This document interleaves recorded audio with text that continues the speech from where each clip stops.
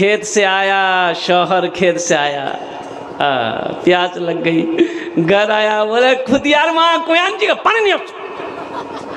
वहाँ बेचारी भागी भागी गई ट्यूबवेल में।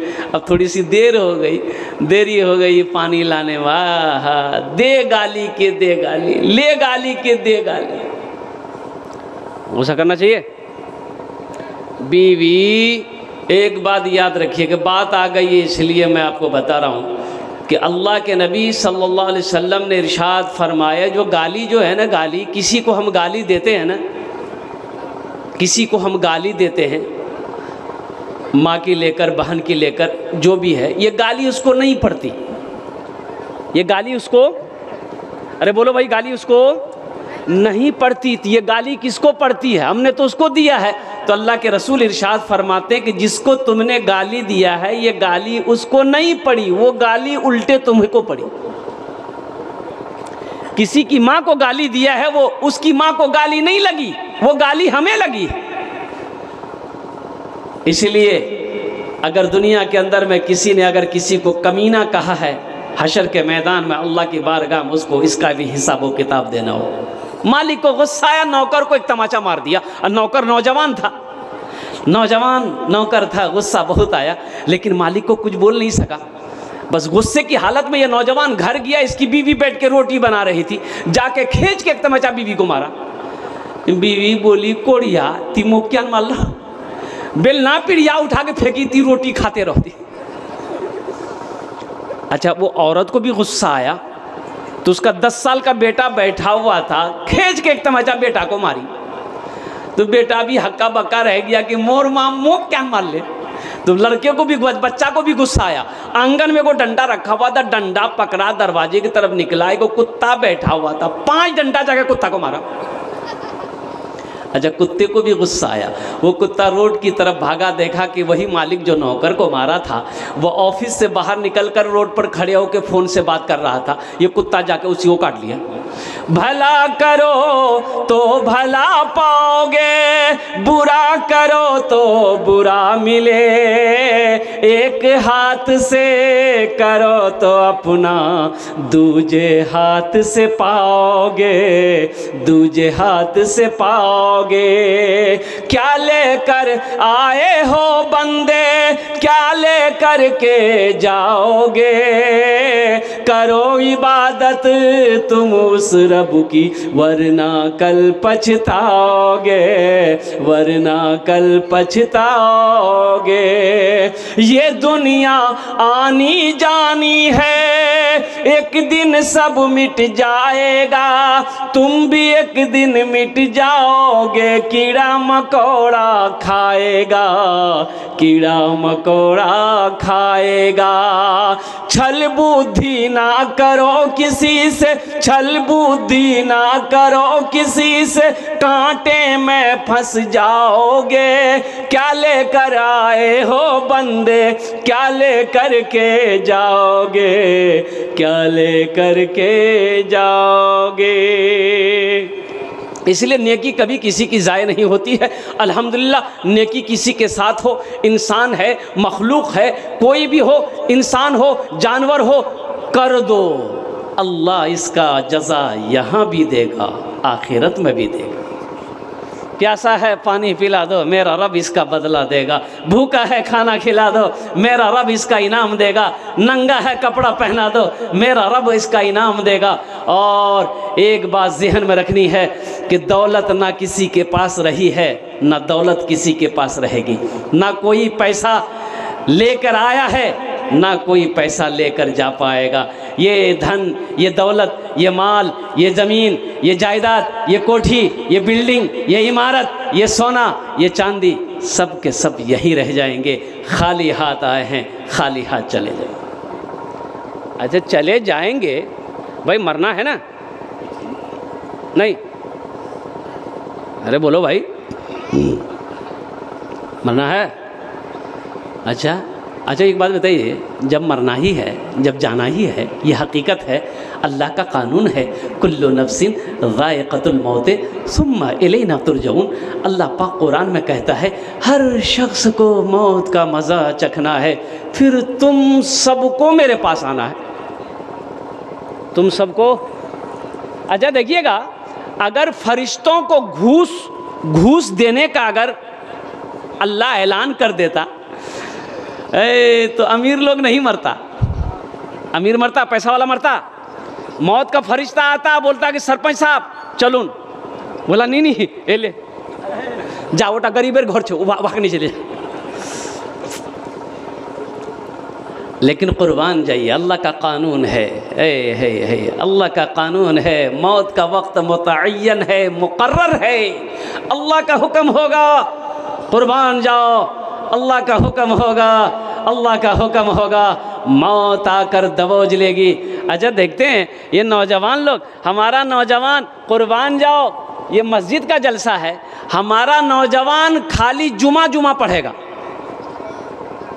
बोलो बात सही कि गलत है? बोलो, अरे बोलो भाई। खाली जुमा पढ़ेगा। उससे पूछे, हम इमामत करते हैं ना, 18 साल से इमामत करते हैं एक ही मस्जिद में। हम पूछे ना, रे बाबा, रे बाबू, अरे खाली जुमा पढ़े हैं रे, अब 5 वक्त की नमाज कौन पढ़ेगा दादा? बोला नहीं हजरत, हम लोग तभी जवान न हैं। तो कहा जवान को 5 वक्त की नमाज नहीं पढ़ना चाहिए? अच्छा देखिए, जवान लोगों को मौत का भी डर नहीं है। बोलता नहीं अभी हम नहीं मरेंगे। कहा है? बोला अभी तो हट्टा कट्टा है, अभी हम नहीं मरेंगे, अभी हम मौत नमा नहीं मरेंगे, अभी तो मेरे बाजुओं में ताकत है, अभी तो मेरे बदन में ताकत है, अभी मेरे खून में जवानी है, अभी मेरी मौत नहीं होगी। मरेगा तो बुढ़वा लो, मौत आएगी बूढ़े लोगों की। तो कहा नौजवान नहीं मरता है? अच्छा एक बात बताइए, आम का पेड़ जानते होंगे। अच्छा आम फलता है तो उसको क्या बोलते हैं? टिकोला बोलें कि बोलें? गुठली। अच्छा जो आम जब फलता है तो दाना गुठली होता है ना, वही गुठली बड़ा होकर आम हो जाता है ना। तो गुठली अभी छोटा ही है, कोई का आम बड़ा हो जाता है, पेड़ में पक गया, कोई गुठली अभी है। तो जब हवा तेज चलती है ना, वो तो गुठली सोचता है, आम को कहता है कि बस अब तुम गिरोगे, हम तो अभी जवान हैं, गुठली हैं, हम नहीं गिरेंगे। चली हवा तेज, आंधी आई और गुठली झटक के नीचे, और आम लटका हुआ है, वो बूढ़ा आम, पका हुआ आम लटक रहा है। आंधी खत्म हुई, जिसका पेड़ था उसकी बीवी टोकरी लेके निकली, गई गुठली को चुन के लिए आई। उसका शोहर बोला कि मुन्ना माँ गुठली नहीं आई ना की? बोले हाँ नहीं आऊँ ना। बोला चटनी खवार मरन कर छोमो, चटनी बनाता है वाह, दी उसमें जहाँ मसाला पीसती है ना, क्या बोलते हैं उसको? सिलौट में दी, दे पीस चटनी बना के खा लिया। अभी थोड़ी देर पहले ये गुठली कह रहा था अभी तो हम गुठली हैं, ये हवा हमें गिरा नहीं सकती है, लेकिन आंधी आई गुठली गिरा। उसकी बीवी गई, आई मशीन में देकर चटनी बनाकर खा ली, वो आम टिका का टिका रह गया। इसलिए नौजवानों, मेरे बच्चों, मौत की कोई गारंटी नहीं है। न जाने कितने नौजवान मौत का लुक़मा बन गया है। इसलिए मेरे बच्चों, अल्लाह को जवानी की इबादत बड़ी पसंद है। अल्लाह पसंद करता है जब कोई जवान सजदा करता है, अल्लाह खुश हो जाता है। जब कोई जवान नियत बांध कर रब की बारगाह में खड़ा होता है, अल्लाह खुश हो जाता है। फरिश्तों से कहता है, मेरे फरिश्तों देखो, इस नौजवान को देखो, कितनी मोहब्बत मुझसे करता है। इन नौजवानी के आलम में ओह मेरी बारगाह में नियत बांध कर खड़ा हो गया है। तुम गवाह रहो, मैंने अपने बंदे इस नौजवान के गुनाहों को माफ़ कर दिया। इसलिए मेरे नौजवानों, मेरे बच्चों, इंशाअल्लाह इस जलसे से एक पैगाम लेकर उठो कि सिर्फ जुमा नहीं, 5 वक्त की नमाज़ पढ़ना। अच्छा देखिएगा, अच्छा जुमा भी पढ़ेगा तो कै रकात नमाज पढ़ता है? जानते हैं कै रकात है? देखिए कै रकात, अच्छा 2 ही रकात पढ़ता है, इससे बस नहीं। एक नौजवान को पकड़े हाथ जुमा के बाद, अबे भागा कहाँ जा रहा है, कहाँ जा रहा? बोला नहीं हजरत, हम 2 ही रकात पढ़ते हैं। बोले काहे? बोले नहीं, हम इससे ज़्यादा नहीं पढ़ते। हम 2 ही रकात पढ़ते हैं। है हमने कहा कि बेटा सिर्फ 2 ही रकात जुमे की नमाज नहीं है, जुमे की नमाज तो 14 रकात है। कितनी रकात नमाज है? एक नौजवान ना जुमा के दिन, अब क्या बोलिएगा, हम नौजवानों को क्या समझाएं, इसीलिए तो कहते हैं दीन सीखो, ये सीखना नहीं चाहता। निकाह पढ़ाने गए कलकत्ता में, नौजवान को कलमा पढ़ा रहे थे, बेटा कलमा पढ़, ला इलाहा इल्लल्लाह, तो बोलता ला इलाहा इल्लल्लाह। बताइए, मैं बोले किसको हिला रहा बे? कलमा पढ़ने नहीं आता। जुमे के दिन वजू बना रहा था, नमाज का टाइम हो गया। उसका एक साथी आया, बोला की करो इस मियाँ? बोला वजू बनाई। बोला वजू चक्रो दे, वो जुमा छूटे जाता, चल चल चल, लोटा वहीं छोड़ दिया, मस्जिद चला गया। 1 रकात नमाज छूट गई, 1 रकात नमाज मिली तो नमाज के बाद अपने दोस्त का शुक्रिया अदा किया कि ठीक है बोलिया लो, ना वजू बनानो तो ना नदी को रकात नमाज नहीं मिल रहे थे वो। बेकार जिंदगी को तू अपनी सवार ले, बेकार जिंदगी को तू अपनी सवार ले, तौबा का दर खुला है खुदा को पुकार ले, तो खुदा को पुकार ले, तौबा का दर खुला है खुदा को पुकार ले, खुदा को पुकार ले। इतना ही मुझ फकीर के कासे में डाल दे, इतना ही मुझ फकीर के कासे में डाल दे, या रब मदीने जाने का रास्ता निकाल दे, या रब मदीने जाने का रास्ता निकाल दे। सिर्फ जुमे की नमाज नहीं, सिर्फ जुमे की नमाज नहीं, आज क्या वजह है? बाबरी मस्जिद हमारे हाथों से निकल गई। अफसोस का मकाम है कि नहीं है? कुर्बान जाओ, कल 22 जनवरी है, मोदी जी कहे हैं कि बाबरी मस्जिद का उद्घाटन करेंगे। अब भाई उद्घाटन मंदिर का कहीं उद्घाटन होता है? उद्घाटन होगा फैक्ट्री का होगा, कारखाने का उद्घाटन होगा, कारोबार का उद्घाटन होगा, मंदिर का उद्घाटन नहीं होता है।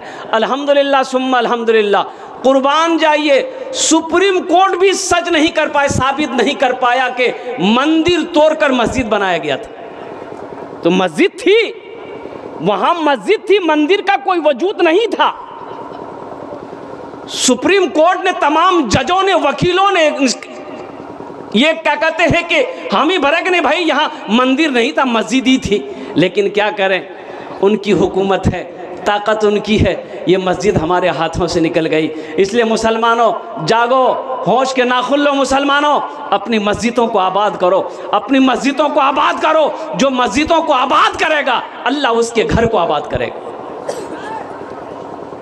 तो कल क़यामत के दिन हशर के मैदान में अल्लाह कटघरे में खड़ा करेगा, मेरा बंदा मेरे घर की हिफाजत नहीं कर पाया, मेरे घर की हिफाजत नहीं कर सके, तुम कैसी मोहब्बत हमसे करते थे। तो सिर्फ जुमा पढ़ने से नहीं होगा, सिर्फ जुमा पढ़ने से नहीं होगा, 5 वक्त की नमाज होनी चाहिए। आज कल 22 तारीख है, फजर की नमाज में मस्जिदों में उतनी ही भीड़ होनी चाहिए जितनी भीड़ जुमे में होती। आपको पता नहीं है कि पूरे हिंदुस्तान में क्या क्या हो रहा है, वो लोग क्या क्या तैयारी कर रहे हैं मुसलमानों के खिलाफ, आपको इल्म नहीं है, पते नहीं है। की खा लें, आज तो गोश खानू की चरबीर है, ओह पोला खानू, गोश खानू, चादर होने सुते गुन, यही ख़त्म भाई, यही ज़िंदगी है। क्या मौत नहीं आएगी? अल्लाह पूछेगा नहीं, अल्लाह सवाल करेगा, मुसलमानों जवाब नहीं दे पाओगे, कुर्बान जाओ, अल्लाह के बारगाह में मुजरिम बन जाओ।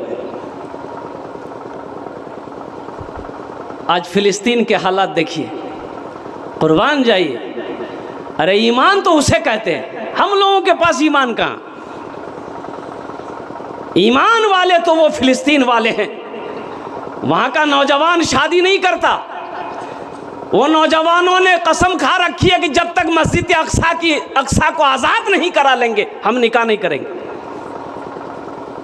अभी का नौजवान मोबाइल में लड़की सब का फोटो लेके घूमता है। माँ को कहता माँ यारे से मैं ब्याह करूँ, यारे से बाग बोले दिस यारे से ब्याह करूँ और नहीं करावो नहीं बस।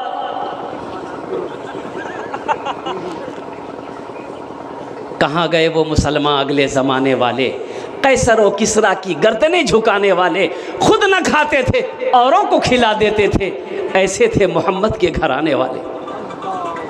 कहाँ गए वो मुसलमान, कहाँ गए वो हमारे नौजवान। अरे मुसलमान अभी तो आलम यह है, हम अपने नौजवान को, नौजवान मुसलमान लड़का है ना, कहीं दिख जाए तो आप पहचान ही नहीं पाइएगा भाई मुसलमान है कि क्या है।